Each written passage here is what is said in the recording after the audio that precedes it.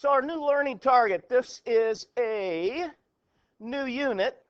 So this learning target we're going to deal with first is to classify the types of chemical reactions. You're going to see in the next couple weeks, we are going to talk about 5 different types of chemical reactions and classify each one of those.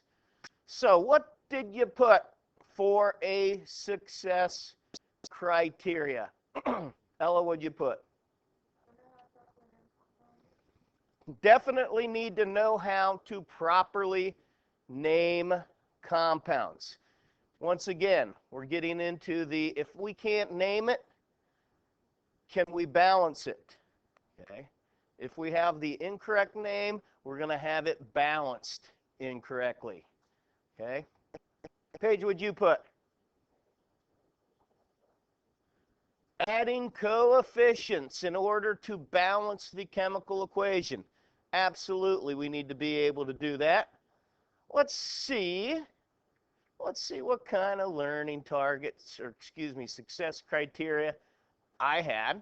I just had a general one. I can write and balance a chemical equation. So that's going to include both of what the lady said, because we need to have the correct compounds, and we also need to be able to use coefficients to do those. So, as I look at balancing equations, okay, I heard some rumblings yesterday of people talking that they struggled with this. What we need to do, ladies and gentlemen, is just look at certain things and know where we want to start at.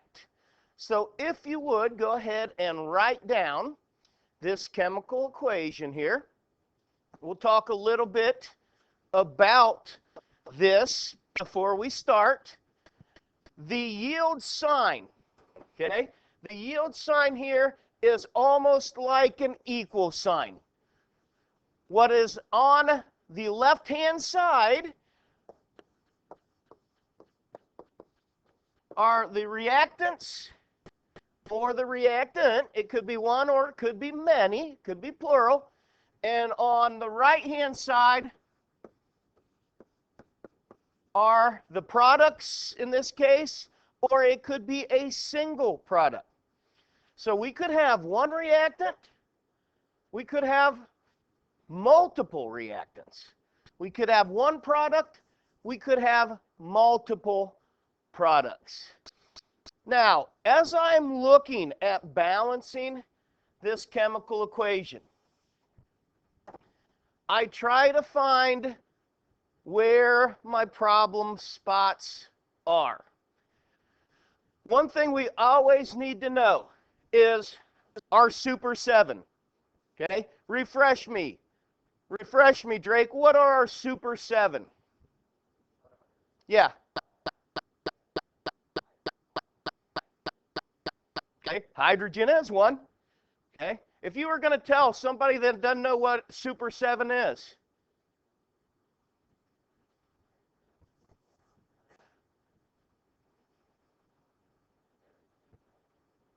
it's down group 17, okay? Why do we call them the Super 7? There are 7 of them, correct? I think what Drake was getting at is they make a 7 on our periodic table, correct? Okay, and they start with number, what do you think? 7, okay? Nitrogen. So we have nitrogen, oxygen, fluorine, chlorine, bromine, iodine's the 6, and then the 7th one is hydrogen. They are our diatomic molecules, meaning that we see them as 2. We never see them by themselves. All right? So we never see an F in a chemical equation. It's going to be diatomic, F2. Now, those diatomics are important, so recommit those into your memory. Now, as I'm looking to balance this equation, I can see that my fluorine is 2 here, and it's only 1 here. I can see my chlorine is 2 here, and it's only 1 here. Remember, the equal sign. We have to have the same number on each side. Okay? On each side. So, as I'm looking at that, it would be real nice if I could just put a 2 right here, because then my chlorine would be balanced, right? However, we know that sodium is a 1+ charge, chlorine is a 1- charge. So if I would have 2 chlorines, I would have 2- charges. Do those balance out to equal 0? No. So I cannot add subscripts when I'm balancing. That does not work. I have to add, as Paige said, I have to add coefficients. So I have to add in front. So in order to get this chlorine right here at 2, I have to put a 2 out front here. Now, since I know that I also needed to have 2 fluorines, I'm going to put a coefficient out front here. Now, when I step back and look at this, I say, okay, here are 2 fluorines. Here are 2 fluorines. I'm okay, right? Right here, I have 2 sodium. Right here, I have 2 sodium. I'm okay. Right here, I have 2 chlorine. How many chlorine do I have here? 2. So is this equation balanced? Absolutely. Yes, it is. So I just clean it up, get those little arrows out of there. That would be my balanced chemical equation.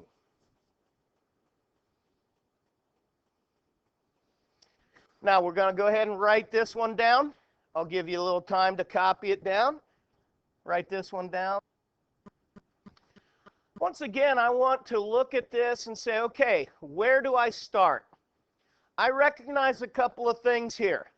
I recognize that my K's are not balanced, my Mg's are not balanced, and here, right here, I got a polyatomic, correct? Now, my polyatomic on that side and my polyatomic on that side are the same. So, when I look at this particular problem, I say I am going to start out with that polyatomic because it's the same on both sides of my yield sign. I'm going to try to get it balanced first. So if I would put a 2 here, that would mean that I have 2 PO4s there. How many PO4s do I have here? 2. So my PO4s are balanced. Now, does it matter where I go next? Not really. What I like to do is things like this magnesium and that potassium right there, they are by themselves. Anything by itself is easier to balance. So I save that till last. Well, obviously, the only things that I don't have balanced in this one are my Mg's and my K's. So I'm just going to look and say, all right, right here, how many potassiums do I have? 6, right? So that tells me that I'm going to need to have 6 potassiums. So now I've got my phosphate balanced, I've got my potassium balanced. The only thing I need to balance is my magnesium. I have 3 on this side, so I'm going to put a 3 on this side. And then I'm going to step back and I'm going to look at it. And I'm going to say, okay, 6 potassium, 6 potassium. 3 magnesium, 3 magnesium. 2 phosphates, 2 phosphates, 8 oxygens, 8 oxygens. And the final thing, I didn't say this with the last one, the final thing is I'm going to go back and look at my coefficients. Can I reduce those? I can't, can I? Could I balance this and have double of every coefficient that I have there? Yeah. So we need to go back and check, can I reduce? If I can reduce, go ahead and do so. Okay, if I can reduce, go ahead and do so. So basically, what we're getting at is these things are trial and error. I could go through and I could start balancing something and then get halfway through and say, wait a second, that's not going to work. I need to go back, I need to change some things. I can give you pointers to kind of help you out of where to start, but a lot of the time it's going to be trial and error. Go ahead and write this equation down. This type of equation is what we call a combustion equation. And in a combustion equation, you're going to learn later on, it's one of the 5 types we talk about, the products are always going to be carbon dioxide and water. All right? So, as I look at this type of a reaction, okay, I've got oxygen by itself, so I'm going to save oxygen for last. Where I like to start a combustion reaction is with carbon. Okay, is with carbon. So as I look, I can see that on my reactant side, I have 5 carbons. So I'm going to put a 5 right there to balance out my carbons. As I've done that, I look and I say, okay, I wanted to save oxygen for last, so I have 12 hydrogens. Now I have 12 hydrogens. So the only thing that I don't have balanced are my oxygens. I look right here, 5 times 2 is 10. I look right here, 6 times 1 is 6. That's a good thing that I have an even amount of oxygens, because can I ever get that to be odd?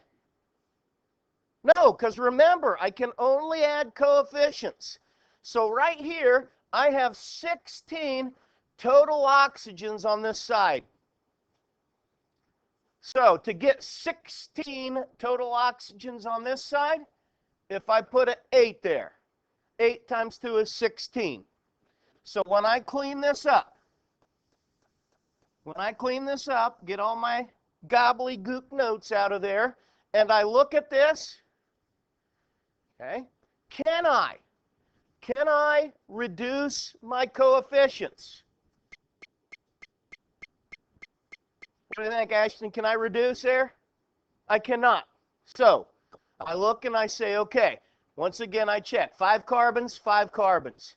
12 hydrogens, 12 hydrogens. 16 oxygens. 5 and 2 is 10, plus 6 is 16 oxygens.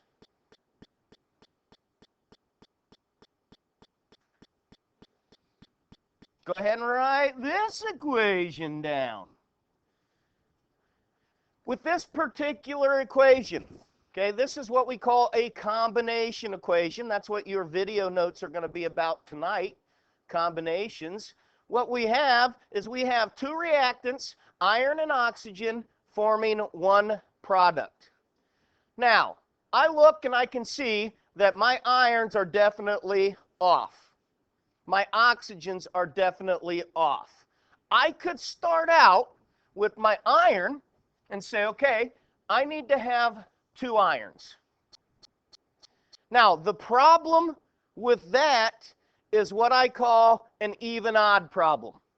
And what I mean by that, here is an even number of oxygens, right? Here is an odd number of oxygens. Can I ever make my even odd? No. Can I make my odd even? Yes. So that's my problem here. I need to make that odd number of oxygens even. So that's where I'm going to start out with. So if you hear me say, well, you got an even odd problem, you know what I'm talking about. I've got to make this odd even. So if I make that 2 of them, how many oxygens do I have? 6 total, right? Can I get this to 6 total? Absolutely, if I have 3 of them. So now all I need to do is balance up that iron. Well, it's nice and easy because this iron is by itself. I can see I have 2 times 2, which is 4 irons. I put a 4 out front there. I clean it up. I look. Maya, can I reduce those numbers? I cannot. So I have a balanced chemical equation. A balanced chemical equation. Just for future reference, too, I don't think I've said this yet today, that this equation right here, it's not balanced. We call that a skeleton equation. So anytime we have an equation that is not yet balanced, it is a skeleton. Now, as I am looking at this particular equation, once again, I can see certain things here. I can see that with my bromines, I got an even odd problem, correct? Okay, I've got an even odd problem with my bromines. Now, is it going to do me any good? I'm going to look at that even odd problem first. Does it do me any good to put a 2 right there? Why not? Mackenzie, why doesn't that do me any good? Then I only, right here, if I put that 2 there, I only have 2 phosphorus here. I already have how many phosphorus there? 4, okay? So, I'm not going to go with 2 there. Does it do me any good to put a 3 coefficient there? No, because I don't have 3 phosphorus, do I? How many do I have? I have 4. So I'm going to start out with a 4 right there. Will a 4 give me an even number of bromine? Yes, how many? 12, right? Can I get this to 12? Absolutely. 6 and 2 is 12, right? Is my phosphorus balanced? Yep. Can I reduce? Nope, because I have a 1 right out in front here. If I don't have anything out front, remember it's a 1. So I've got a 1 out in front there. I can't reduce. Therefore, I have a balanced chemical equation from that skeleton. Getting a little bit more challenging. So go ahead and copy this equation down. Now, taking a peek at this particular equation and telling you where I'm going to start at. Remember, I said, I'm not going to start with things by themselves, okay? I'm not going to start with things by themselves. I'm going to save them for last. So I'm looking at this, and I'm saying I'm going to start with iodine because I've got a little bit of a problem here. Now, I look and I see on my product side that I have 3 iodine. So I would initially think that I'm going to start out by putting a 3 here, okay? But when you get better at this, you're going to realize and say, wait a second, okay? If I put a 3 there, that means that I have how many hydrogens? 3. Can I ever get this right here to be an odd number? I cannot. So that's not going to help me any. So I'm not going to put a 3 there. I am going to start out by putting a 2 here. Why did I put a 2 there? Well, that gives me 6 iodine, and I can now have 6 iodine. That takes care of my odd and even problem. So my iodines are now balanced. I'm going to put a 3 here to balance up my hydrogens. 6 hydrogens, 6 hydrogens. That leaves me with 2 manganese. Remember, just to show you what not to do, because people want to do this, can we put subscripts there? No. Manganese is not a super 7. We can't add subscripts. We have to add coefficients. So, I look at this. 2, 6, 3, 2. Can I reduce those? I cannot. So is this a balanced chemical equation? Absolutely.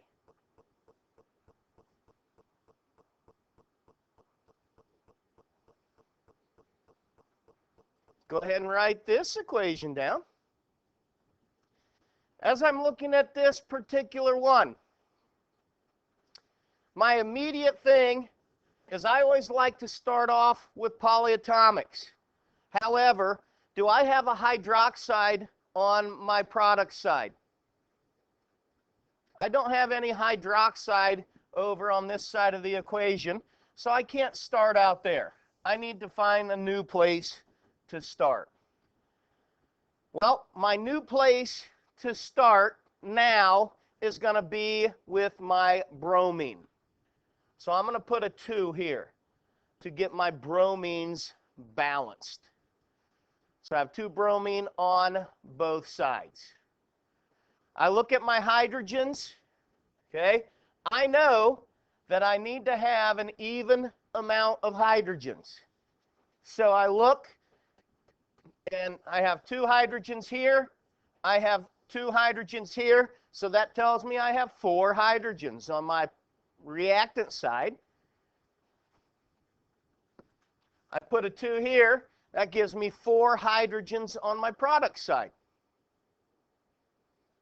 How many oxygens do I have on my product side? 2. How many oxygens here? 2. So is this particular equation balanced? What do you think? What do you think? If you think yeah, give me a thumbs up. Some people aren't thinking.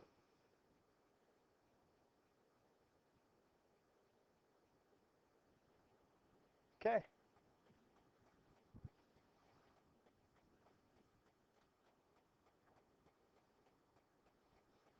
Is there something to the end? Oh, yeah, there's something there. What I want you to do is write this down, folks, and balance it. Go ahead and write it down and balance it. Do it yourself, then I'll work it. Once again, picking where to start at. Okay, picking where to start at. I look and I see 2 different polyatomics here. I see a carbonate and I see a phosphate. I'm going to start with my phosphates over my carbonates because I have different amount of phosphates on my product and reactant side. So I'm going to start out by putting a coefficient 2 in front of sodium phosphate because that's going to make my phosphates balanced.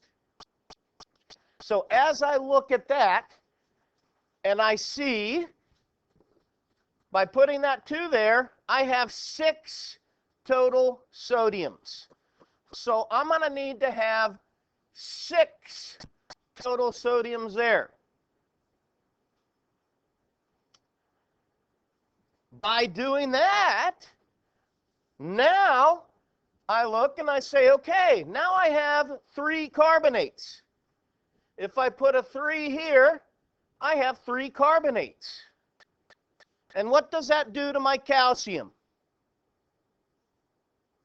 It balances it, correct?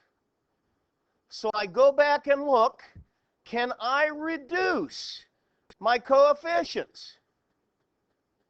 I cannot. So I have now turned that skeleton equation into a balanced chemical equation. Go ahead and write this particular one down and balance it, and then I will work it. I'm going to start out with my sulfates. So I'm going to start out right here and right here. I'm going to save water for last. Okay? So I'm going to try to balance out my sulfates. Then I'm going to go to aluminum. So as I look, I can see that I need to have a 3 here for my sulfates to be balanced, because over here on the product side, I have 3 sulfates. Now, once I've balanced up those sulfates, I'm going to look at my aluminum, and I'm going to put a 2 here, because I need that 2 to balance up my aluminums. So I have my sulfates, and I have my aluminums balanced. That's going to lead me to H's and O's. So I look at my reactant side, because remember I said I'm going to leave this one for last. So I look at my reactant side, and I say that here I have 6 hydrogen, and over here I have 2 and 3 is 6. So how many total hydrogens do I have? 12. Now, it'd be real nice if I had 6 oxygens. Well, how many oxygens do I have? Well, right here, I have 1 times 3 is 3, 3 times 2 is 6. Do I need to count those oxygens in the sulfate? I've already taken care of sulfate, correct? That was what I did first. So I have 6 oxygens because I'm not counting those sulfates right there. So what is 12 and 6? Well, if I put a 6 here, that gives me 12 hydrogens. It gives me 6 oxygens. Once again, I'm going to clean this thing up so I could step back and look at it. Can I reduce anything? Can I reduce my coefficients? Cannot. Cannot. So that tells me that I have now changed that skeleton into a balanced chemical equation. Now, ladies and gentlemen, here is our final one. So go ahead, write this one down, balance it. It's the last one we're going to work as an example today. Write it down, balance it. It's a combustion reaction. If you remember earlier in the process today, I told you where I start out with combustion reactions at.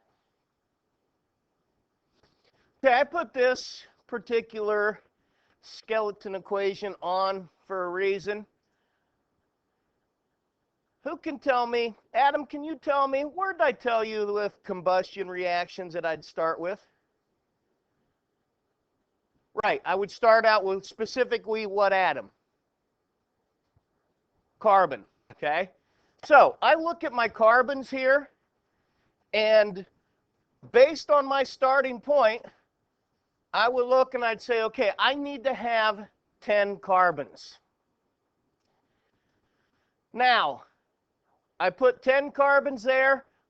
By my personal rule, I save oxygen for last, which tells me that I'm going to need to have 22 hydrogens.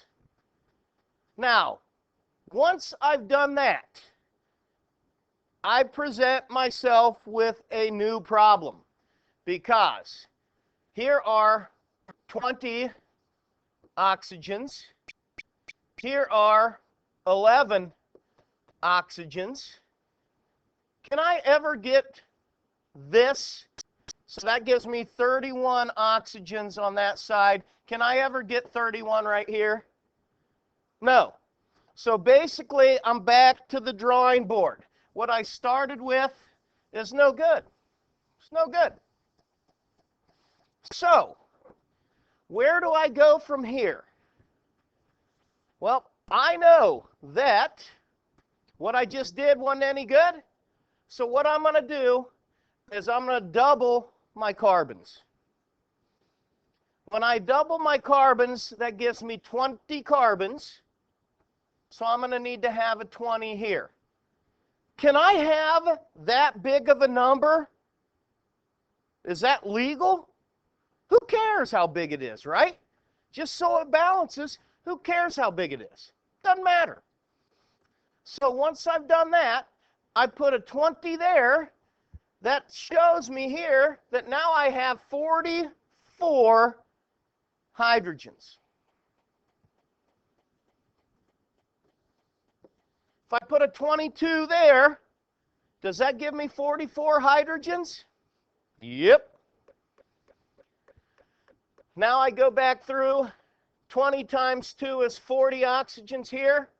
How many oxygens here? 22. So that gives me 62 oxygens total. Well, can I get that to be 62? Absolutely. 31 times 2 is 62. So I come back, I clean it up, and I look. Can I reduce? I cannot reduce. So is that a balanced chemical equation? Absolutely. Are the numbers high? Yeah, but that doesn't matter. Just so we can't reduce, it doesn't matter how high the numbers actually are.